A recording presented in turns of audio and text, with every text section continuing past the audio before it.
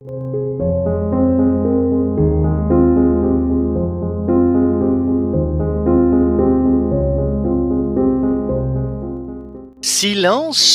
ou omission?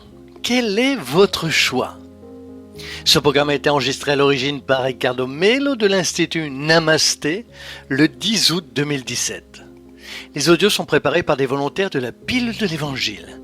Notre équipe de collaborateurs a toujours besoin d'aide. Soyez vous aussi volontaires dans notre cause. Rejoignez notre page sur Facebook, Pilule de l'Évangile. Bonjour mes chers amis, bonjour. Nous commençons une autre pilule de l'Évangile aujourd'hui. Beaucoup de lumière et de paix pour vous. Que ce bonjour vous trouve baigné de paix et d'harmonie. Si ce n'est pas le cas, vous le savez déjà. Prions, prenons soin de notre pensée, alignons-nous par vibration pour éclairer davantage notre monde, le monde qui nous entoure. Aujourd'hui, cette pilule est très spéciale. Et il est important pour nous de pouvoir parler de choses qui sont très essentielles pour notre projet de pilule et réflexion avec nos cœurs. D'accord? Pour commencer, je voulais vous poser une question. Quelle est la différence entre le silence et l'omission? Quelle est la différence entre être silencieuse en tant que personne discrète et simplement tourner le dos et de ne pas vous situer devant quelque chose d'important qui exige votre positionnement? Ce doute a provoqué la rupture de nombreux foyers, des guerres et malheureusement beaucoup de tristesse sur la surface de la terre. Le silence vient de Dieu. C'est une merveilleuse ressource, n'est-ce pas? Si vous vous taisez un bon moment, vous jetez de l'eau sur le feu, réduisant les conflits. Lorsque nous nous taisons au bon moment, nous construisons le pardon dans notre âme, apportons la paix à nos cœurs au lieu de laisser une grande agitation grandir. Le silence est donc une bénédiction lorsqu'il est utilisé au bon moment. Qui n'a jamais profité un peu de silence? Non seulement de notre silence, mais aussi de quelqu'un qui se tait avec nous. Quand nous ne sommes pas bien, nous devons parler de ce que nous ne devons pas et faisons des choses dont nous aurons honte.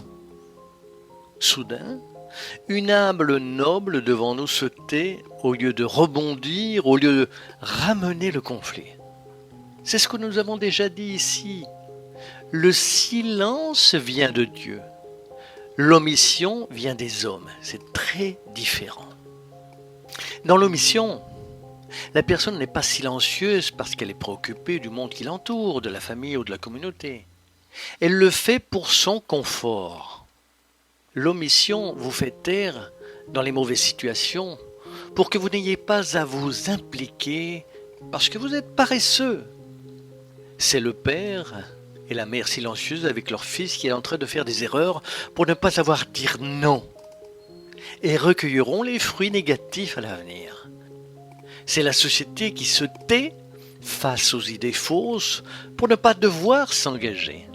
Ainsi, nous finissons par voir grandir beaucoup de mauvaises choses.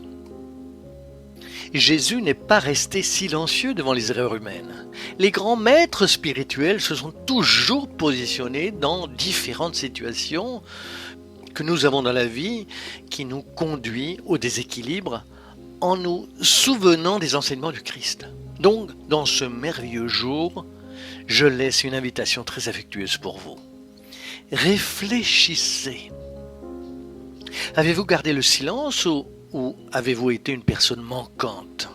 Avez-vous travaillé avec la grandeur divine dans le silence ou la lâcheté dans l'omission? Difficile, hein, non? Je le sais, mais nous mélangeons souvent ces questions. Et il est important de réfléchir à cela afin que notre cœur lié à Dieu puisse vous guider dans cette route difficile d'être ici sur terre afin que vous puissiez toujours choisir la manière la plus opportune et la plus sage. Et puisque nous en parlons, permettez-moi, juste pour ne pas me taire, d'aider à dissiper avec une grande affection certains doutes qui nous sont venus de certaines personnes. Ils sont peu nombreux, peu de monde, mais même le personnel de notre équipe dit « Ricardo, est-il valable d'en parler ?»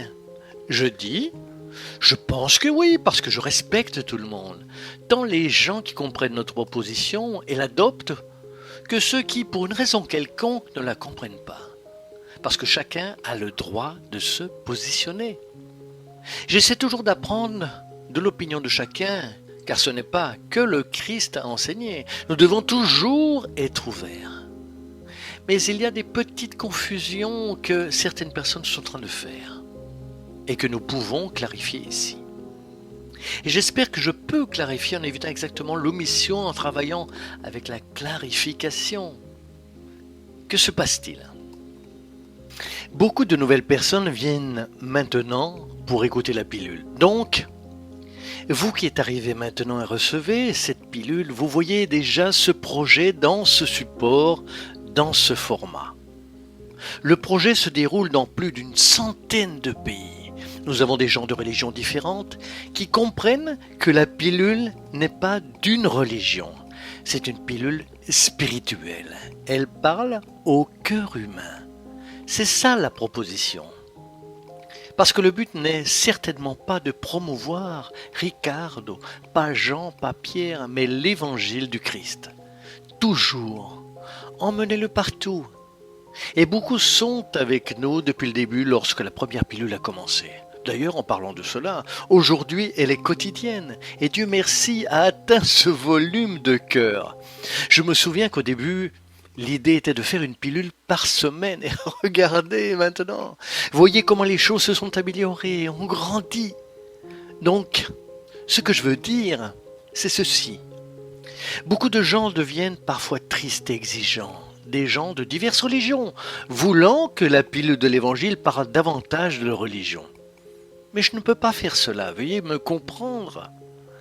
Bien que j'ai une base spirite, la pilule n'est pas spirite, elle est spirituelle. Bien que je sois d'origine catholique, la pilule de l'évangile n'est pas catholique, elle est spirituelle.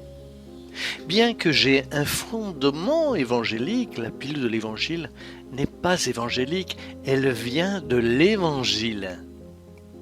Bien que j'ai une base juive musulmane, ce n'est rien de tout cela. La pilule de l'évangile vient du Christ. Et pardonnez-moi mes amis, mais tant que je continuerai à diriger ce projet, et j'espère que cela restera ainsi, nous parlons aux âmes, pas pour les étiquettes religieuses. Et c'est très important, parce qu'il y a déjà des gens bien meilleurs que moi, plus préparés, qui s'occupent de diffuser chaque religion. Notre objectif n'est pas de faire du sectarisme, de propager la religion. Non, c'est parler d'amour, car l'amour est la religion de Dieu. Et j'espère que c'est clair. Certaines personnes le confondent. Deuxième question importante également. La pilule de l'évangile est liée à des projets plus vastes. Vous ne connaissez que la pointe de l'iceberg. Mais la pilule de l'évangile fait partie d'un projet beaucoup plus vaste, littéralement mondial. Et ce n'est pas une question de vanité ou d'ego. Il a été créé pour une portée mondiale, et c'est ce que c'est aujourd'hui. Voilà pourquoi l'Institut Namasté est né. Et d'où ma joie, mon bonheur. L'Institut Namasté n'a rien à voir avec la religion. Comprenez cela. Il s'agit d'une institution non religieuse. Pour que vous puissiez comprendre notre souci de tout faire de manière sérieuse et transparente, nous n'avons même pas voulu que l'Institut soit des fins non lucratives. Je tiens à payer des impôts sur tout ce que fait l'Institut Namasté. Tout, absolument tout. Parce que c'est très important pour nous de ne pas commettre les mêmes erreurs d'autres institutions dites religieuses ou spirituelles et qui se sont finalement perdues à mi-chemin. Donc, il y a des frais. Il y a des projets pour servir des millions de personnes. Vous n'avez aucune idée du nombre de demandes d'aide que nous recevons. Et ce n'est pas facile, n'est-ce pas? C'est difficile, c'est ambitieux, parce que nous parlons de l'Évangile. Mais quand il s'agit de le mettre en pratique dans le monde réel, il y a de nombreux défis. Alors, pardonnez-moi. Je parle du fond de cœur, mais notre pilule est un canal de communication pour l'Évangile et ses projets qui y sont liés. Je vais donc devoir continuer à parler de l'Institut Namasté avec toute mon affection. Et beaucoup de gens nous ont soutenus. Je dis cela, mais peut-être que la plupart d'entre vous ne devraient même pas comprendre. Mais certaines personnes disent « Ricardo, certaines personnes ne veulent plus recevoir la pilule après que tu as commencé à parler de l'Institut parce que les gens veulent le message. » Mais c'est ça le message. Le message n'est pas seulement de la théorie, c'est de la pratique. Et moi, du fond du cœur, je suis désolé et triste, bien sûr, parce que je veux que plus en plus de gens écoutent la pilule de l'Évangile. Pour chaque personne qui arrête d'écouter parce qu'elle ne comprend pas la proposition, 10, 20 commence et l'affectionne. Je ne peux donc pas m'omettre. J'avais besoin de clarifier cela pour vous. L'Institut Namasté poursuivra certainement son travail et vous tous qui comprenez notre projet et souhaitez être avec nous, vous êtes les bienvenus et nous avons besoin de votre soutien, d'accord? Alors, du fond du cœur, pardon, on ne peut pas plaire à tout le monde, mais Jésus non plus n'a pas plu à tout le monde. Mon Dieu, peut-être moi ici ou notre équipe, mais je vous assure qu'aujourd'hui, il y a littéralement des milliers de personnes qui travaillent des heures par jour, se consacrant gratuitement. Personne n'obtient quoi que ce soit matériellement de ce travail gigantesque, juste pour l'amour.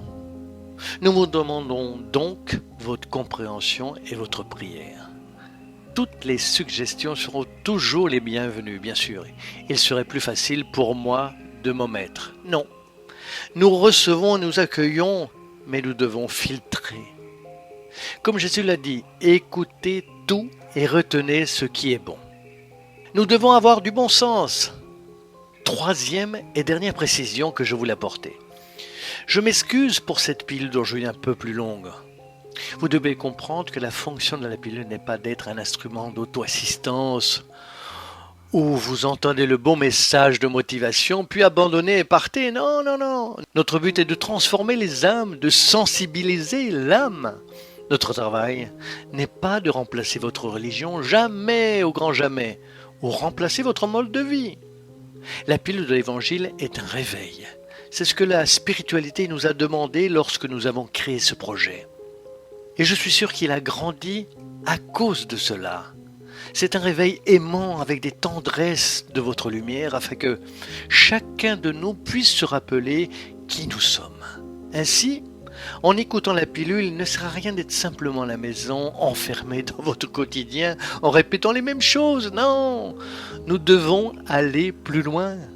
Mettez notre lumière là-haut, comme Jésus nous l'enseigne, non pas sous le boisseau, mais sur le chandelier. Écoutez la pilule et transformez-la en source de carburant si vous l'aimez. Mais souvenez-vous, vous devez marcher. C'est nous qui devons marcher. L'Évangile nous vient chaque jour de plusieurs façons, des livres, des messages, des gens que nous aimons qui nous donnent l'exemple. Parfois, cela vient par la douleur, des enseignements profonds, bien sûr. Mais nous ne pouvons pas nous accommoder. Nous devons franchir la prochaine étape dans le monde réel. Merci beaucoup à vous, je sais que le temps est précieux pour vous. Après tout, comme le dit le thème d'aujourd'hui, nous ne pouvons pas nous taire, et celui qui aime ne se tait pas. Dieu m'a beaucoup appris à ce sujet.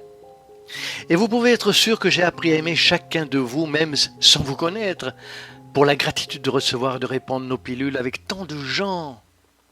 Restez avec Dieu, lumière et paix dans votre cœur et beaucoup de gratitude. Et que notre travail atteigne non seulement plus de 100 pays, mais les 200 du monde. Puissions-nous avoir de plus en plus de personnes mobilisées dans le domaine du bien, travaillant anonymement au nom de l'amour de Dieu. N'est-ce pas ce dont notre humanité a besoin? Et comme c'est bien que nous pouvons être unis dans cet idéal. Restez avec Dieu et excellente journée. Lumière et paix dans votre cœur. Et comme toujours, et vous le savez déjà, à bientôt, à très très bientôt. Et regardez, le silence est différent de l'omission. Alors dites-moi, quel est votre choix ?